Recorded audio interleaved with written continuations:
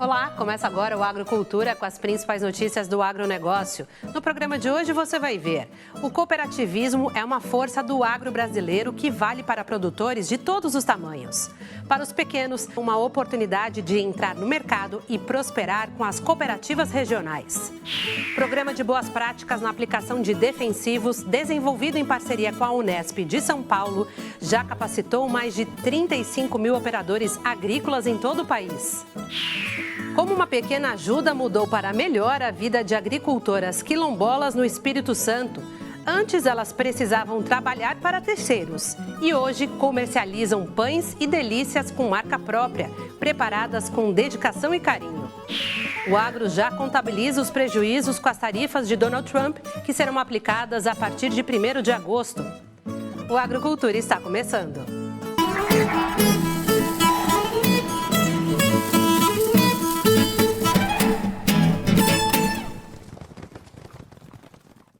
Nas montanhas capixabas, uma cooperativa vem colhendo mais do que frutas. Colhe dignidade, renda e esperança. A Cooperfruti, em Santa Maria de Jetibá, transformou o dia a dia dos cooperados e da comunidade ao redor. Quem mostra essa história pra gente é o repórter Bruno Faustino.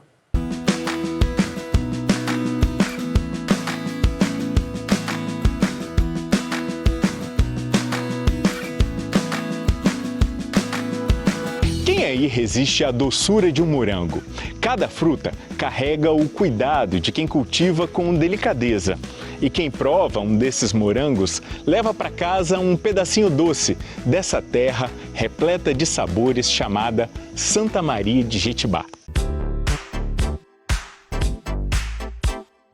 O dono dessa propriedade aqui é meu sogro, Anildo Larraz, né? E minha sogra também, que é a Marli Brant Larraz.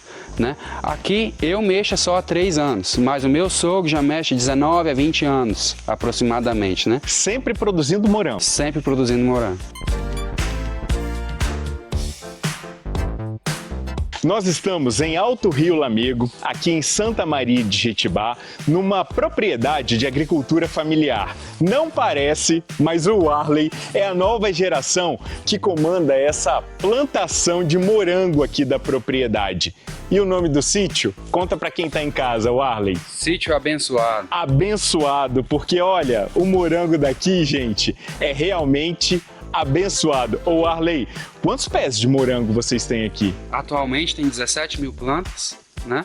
Tirando a parte nova, né? A parte produtiva são 17 mil plantas. E você consegue colher quanto de morango aqui?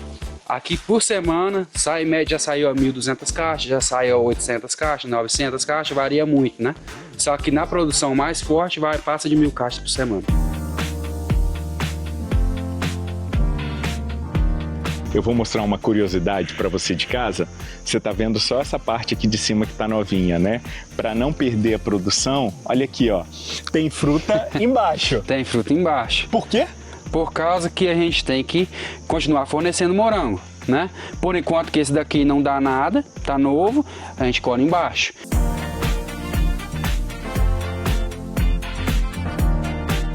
O morango que nasce no sítio tem destino certo. Vai fresquinho, direto para a mesa de muita gente, mas leva junto algo que não dá para embalar: o orgulho de quem planta sonhos e colhe resultados.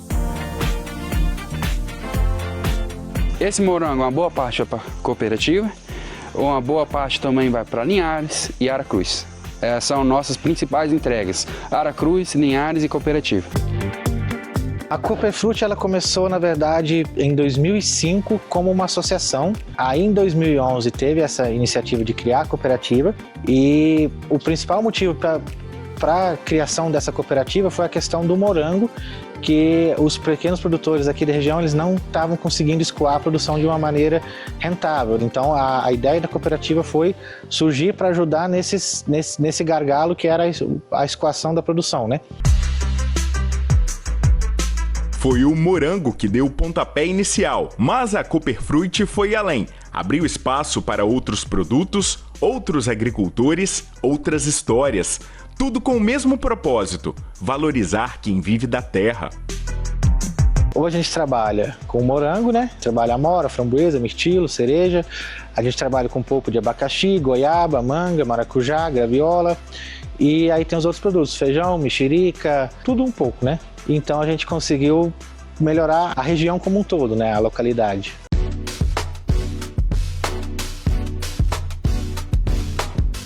O foco é claro, transformar a vida de quem coopera. Lembra do Warley que a gente conheceu lá no começo? Pois é, ele viu essa mudança de perto mesmo. A cooperativa ajudou muita gente, né? Se não fosse a cooperativa, a gente não tinha começado o incentivo das estufas. Se a gente fez mais estufa é por causa da cooperativa. Essas estufas aí estavam chegando aqui em cima, ninguém tinha muita sabedoria em cima dessas estufas e essa família aqui sempre tinha um morango muito bom e perguntou se a cooperativa não tinha de alguma forma fazer uma parceria. Vamos fazer 100%. Então, a tendência no começo era de pegar toda a produção dessa família para custear.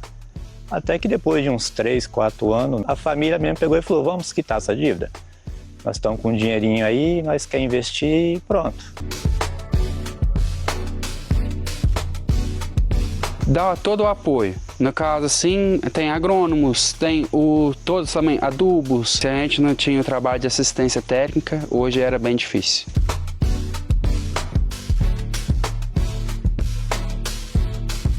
Isso é cooperar. É quando o sonho de um encontra apoio no coletivo e juntos eles viram realidade.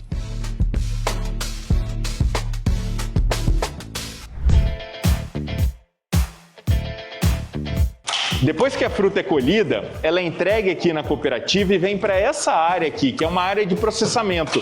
Por isso que nós estamos usando máscara e touca. E aí você deve estar se perguntando assim, mas existe uma máquina para poder colocar essa fruta dentro do saquinho. Só que não. Chega para trás, Rodrigo. É um trabalho, gente, manual. E os meninos e as meninas não param aqui, tá? Eu posso ficar aqui falando que eles vão continuar trabalhando. Tem ideia? Quanto tempo leva para produzir um saquinho como esse aqui, entre pesar e embalar? 7 segundos. Nós estamos dentro de uma das câmaras frias aqui da cooperativa. Tá vendo todas essas embalagens aqui, todos esses pacotes? Eles têm destino certo. Ô Adilson, me conta, para onde vai tudo isso aqui, hein? Esses vão para o mercado privado, principalmente. A gente entrega, igual eu falei, Rio, Bahia, Minas, São Paulo. E a gente está começando também a colocar em algumas prefeituras um morango congelado, já que aí ele também vai nessa mesma embalagem, qual vocês estão vendo aí. Aonde vai chegar a Cooperfruit? E o que a Cooperfruit pretende fazer a mais?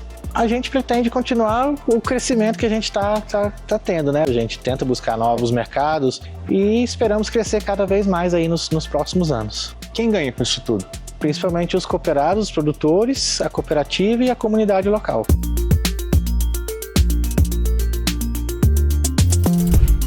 E vocês acharam que eu iria me contentar apenas com aquele moranguinho lá da estufa? Nada disso. Olha só o que prepararam, uma vitamina de morango para encerrar a reportagem. Vamos ver se tá bom? Saboroso, docinho, com a cara de Santa Maria de Jetibá.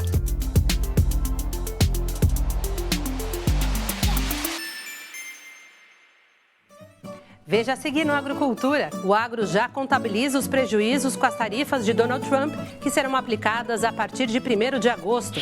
Com parceria da Unesp, Programa de Boas Práticas em Defensivos capacita operadores agrícolas em todo o país. Nós voltamos já.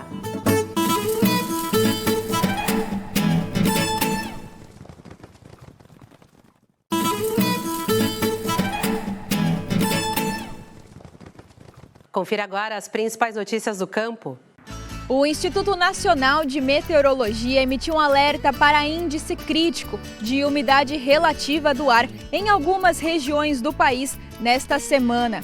O centro-oeste brasileiro e a região de São José do Rio Preto estão entre as localidades com risco de queimadas. Agora, no estado de São Paulo, a Defesa Civil informa que as regiões noroeste e a capital podem chegar a índices de umidade entre 20% e 30%. Segundo o mapa de risco de incêndio, entrarão em nível de emergência nos próximos dias as cidades das regiões de Ribeirão Preto, Barretos, Presidente Prudente, Araçatuba e Franca. Em meio ao tempo seco, a Defesa Civil orienta a população a evitar atividades que possam provocar fogo. Quanto aos cuidados com a saúde, a orientação é beber bastante líquido e evitar a exposição ao sol e às atividades físicas nos momentos mais quentes e secos do dia. A Agro já contabiliza prejuízos com as tarifas de Donald Trump que entram em vigor esta semana.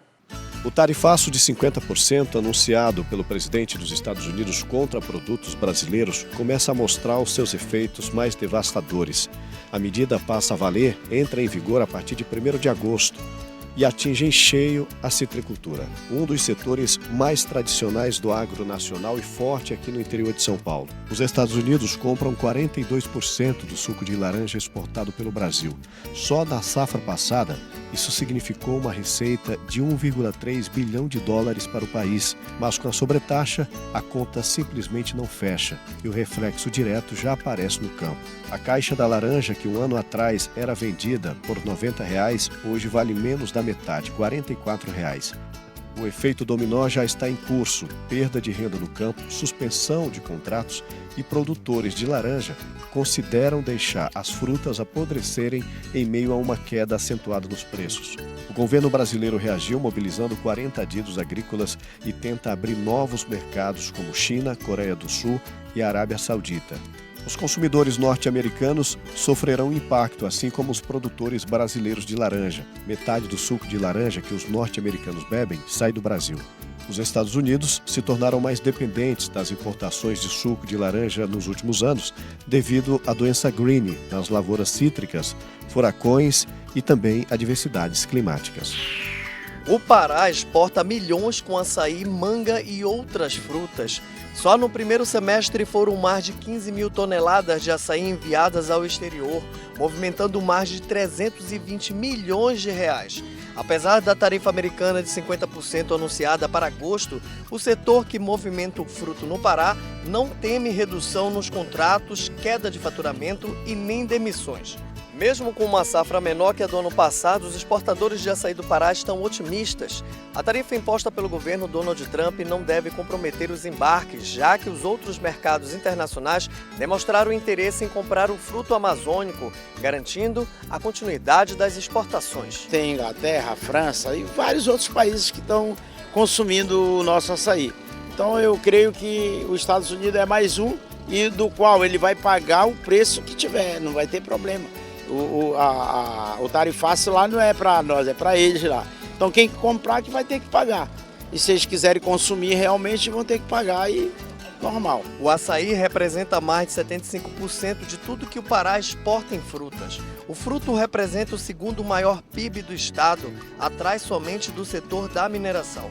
A tarifa imposta por Donald Trump entra em vigor no dia 1º de agosto.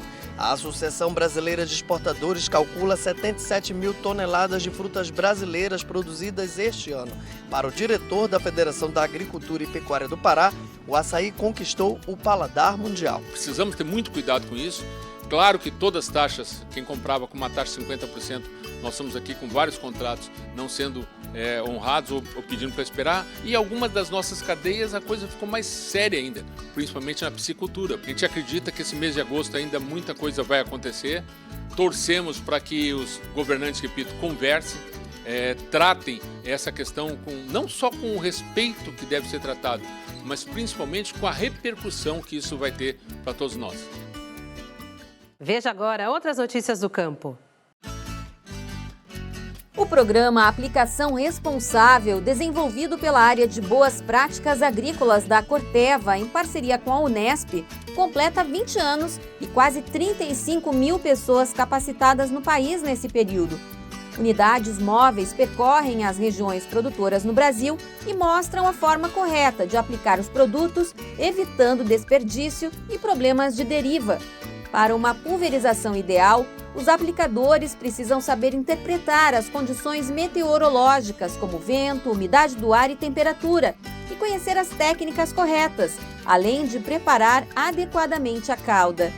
A partir de 2026, será exigida a capacitação de todos os aplicadores de defensivo para qualquer categoria de produto. Para que ele utiliza um produto químico? Para estar combatendo, por exemplo, uma planta daninha, uma doença, uma praga.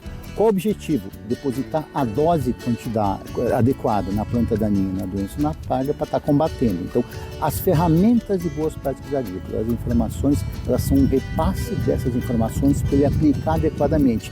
E as informações são fáceis, não é complicado você fazer uma aplicação segura e correta. O que ele precisa é tomar alguns cuidados durante a aplicação. Está com a velocidade de vento muito maior?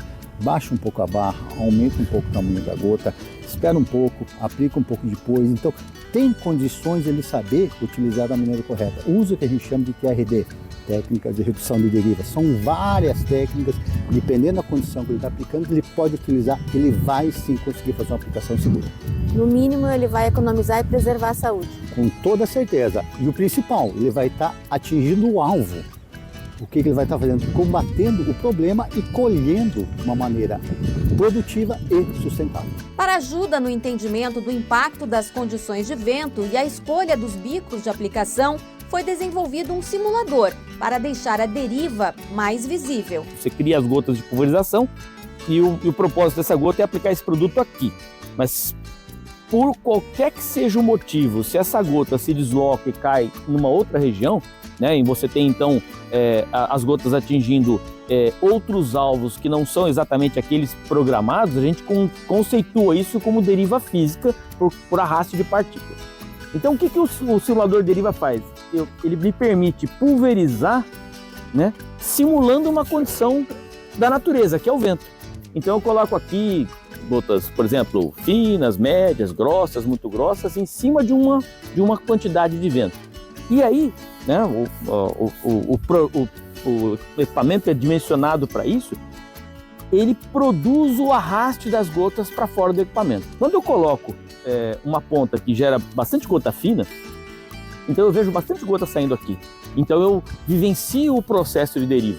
E aí, para quem está sendo treinado para agricultor, ele está acostumado a ver isso no pulverizador, mas ele está sentado pensando em todas as outras coisas que acontecem durante o processo de pulverização e todas as responsabilidades que ele tem, mas ele não tem tempo de olhar a deriva acontecendo. E aí, por isso a gente chama de simulador deriva.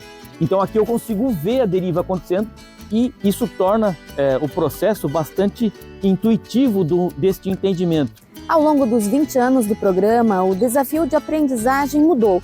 Antes, os produtores precisavam saber até o que eram as boas práticas. Hoje, a necessidade maior é conhecer sobre as condições meteorológicas ideais para a aplicação de produtos. O agricultor, ele talvez se considere, né, o aplicador, o agricultor, ele se considere o mais entendido nisso, porque ele está todo dia, né, sentindo os efeitos da condição meteorológica. Não, eu sei como é a meteorologia aqui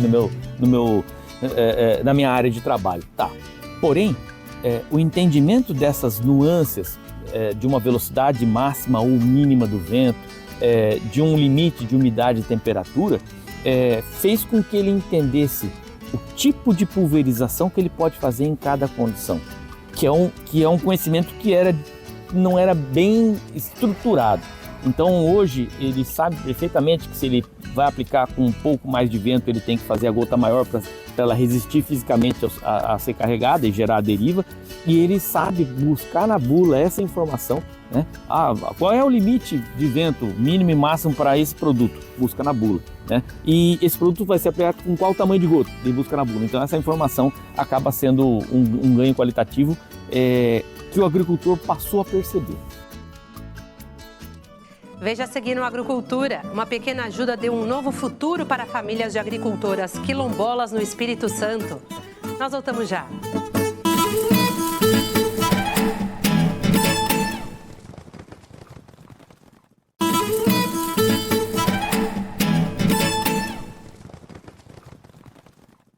A pouca renda obtida com a agricultura de subsistência obrigava as mulheres do Quilombo São Pedro, o mais antigo do Espírito Santo, a deixar as famílias todos os dias para trabalhar em outras terras. Mas com uma pequena ajuda, a vida da comunidade mudou para melhor.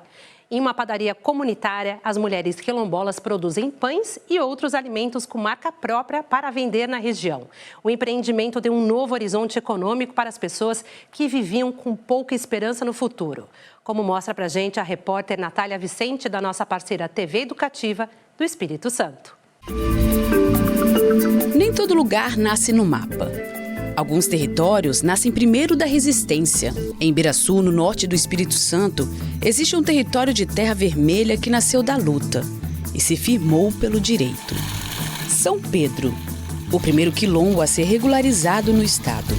Terra de fé, de memória e agora também terra de pão.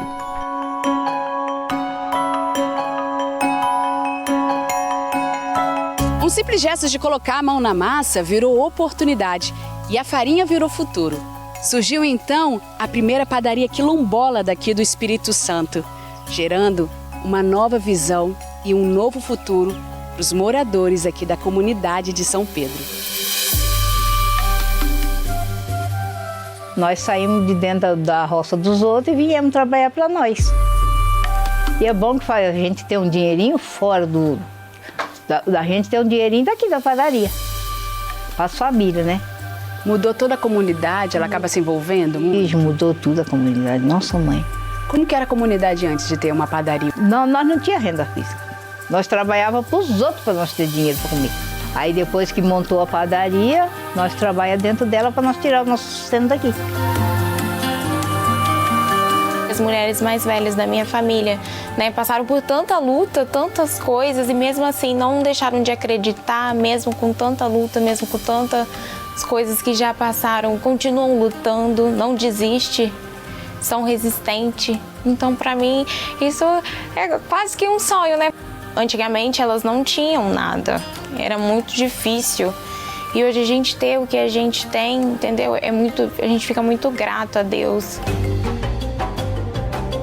A padaria se ergueu em solo sagrado, de fé, próximo à pequena igreja de São Pedro, que guarda a memória e dá nome à comunidade.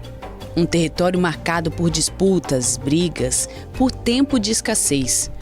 Algo que Dona Odete lembra muito bem. Antigamente não tinha nada, não tinha nada. Nós era pobre, mas pobre mesmo. Nós fazíamos uma farinha, uma quarta de farinha, dividia 1 litro para cada um. Nós não tinha dinheiro para comprar arroz. A mamãe deixava só o dinheirinho para comprar arroz no sábado, 1 litro de arroz, que antigamente podia comprar assim, o que podia, né? Sardinha comprava meio quilo. Carne não se fala, nós nem via. Mas com o fermento que faz o pão crescer, cresceu também a força de vontade, a luta das mulheres em buscar novos caminhos, concursos, capacitação e vontade coletiva. O que era apenas sobrevivência virou estratégia de futuro. Nós fizemos muito curso, né? Fizemos Sebrae, fizemos Qualificar, nós fizemos bastante curso e aprendemos muita coisa.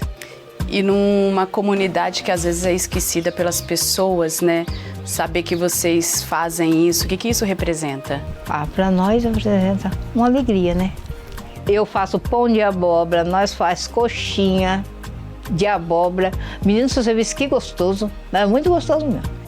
Em cada receita, em cada tempero de quem conhece os ciclos da terra, o futuro vai se modelando. É a esperança passando de geração para geração, com a tradição que se renova a cada fornada. Mulheres que comandam, cuidam, colhem e compartilham. Não é só para mim, também para as minhas tias, porque antes elas trabalhavam para outras pessoas, né? Então acabou também tirando elas da roça, crescendo algo que é delas, na comunidade delas. Então eu também penso nas pessoas que vêm futuras, né? Os jovens, igual a Sossô, minha sobrinha, que é pequenininha, daqui uns anos eu vou estar mais velha, ela vai estar mais jovem, vai estar, eu espero, né? Tocando esse legado aí, levando. Isso é gratificante demais. Ter essa padaria é muito gratificante. Nossa, você não sabe como. Não foi só a economia do lugar que mudou. A autoestima dessas mulheres subiu. E até os laços entre as pessoas se transformaram. Eu ficava meses sem ver a minha mãe, porque tinha que sair para poder trabalhar, ter o sustento dentro de casa, né? Botar comida dentro de casa. E hoje não. Hoje a gente acorda juntas, vem trabalhar na padaria, volta juntas, final de semana a gente tá em casa, dá pra gente fazer as coisas e tudo mais. É algo que acaba mudando, né? Porque antes a gente tinha que conviver uma longe da outra para ela ter o sustento. Hoje não, hoje a gente vem junta, tira o nosso sustento e vai para casa. Se você pudesse descrever então uma palavra, o que isso tudo representa para você, o que é? Amor. É mais do que fazer pão. É muito mais do que isso. É amor. Pelo que elas passaram, por tanta luta, e hoje ter o que a gente tem. E representa, isso pra mim é amor.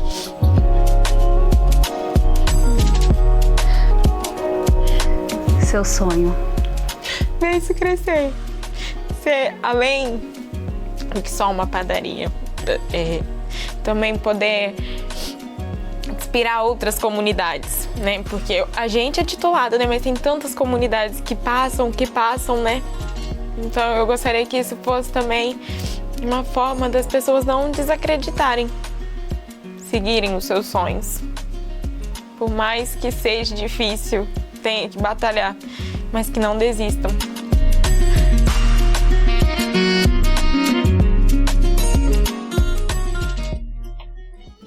O Agrocultura de hoje termina aqui. Obrigada pela sua companhia e até o próximo domingo às 10 horas da manhã. Uma ótima semana para todos.